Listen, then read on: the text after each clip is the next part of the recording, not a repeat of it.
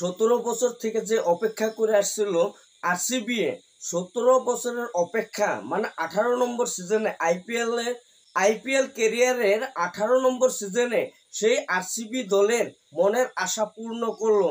IPL 2025 সালের IPL trophy জিতে ফাইনালের ট্রফি জিতে মনের আশা পূর্ণ করলো আরসিবি দল।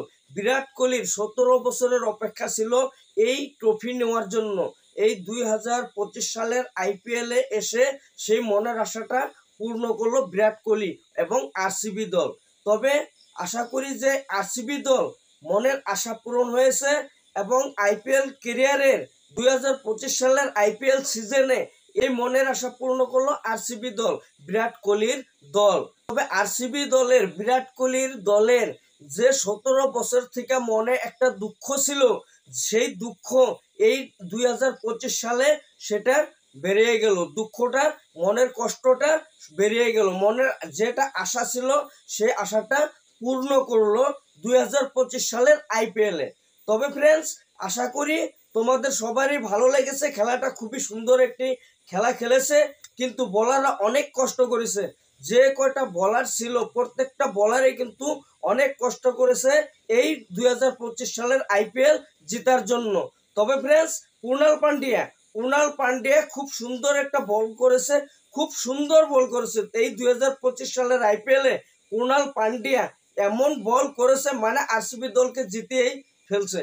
তবে খুব সুন্দর বল করেছে আরসিবি দলের জন্য কুণাল পান্ডিয়া। তারপরে যদি বলতে পারি, হেজেলউড খুব সুন্দর বল করেছে, রোমারিও শেপার্ড খুব সুন্দর বল করেছে। প্রত্যেকটা বলারের জন্য কিন্তু এই 2025 সালের আইপিএল আরসিবি দলে নিতে পেরেছে। অবশ্য ব্যাটসম্যানের থেকে কিন্তু এই 2025 সালের আইপিএলে আমি দেখলাম যে ব্যাটসম্যানের থেকে বেশি কষ্ট করেছে 2025 সালের আইপিএলে প্রত্যেকটা বলারে। তবে ফ্রেন্ড, যাই না হোক না কেন, 2025 সালে যে আরসিবি দলের মনের আশা পূর্ণ করেছে তার জন্য খুব একটা আমি আনন্দিত, খুব খুশি।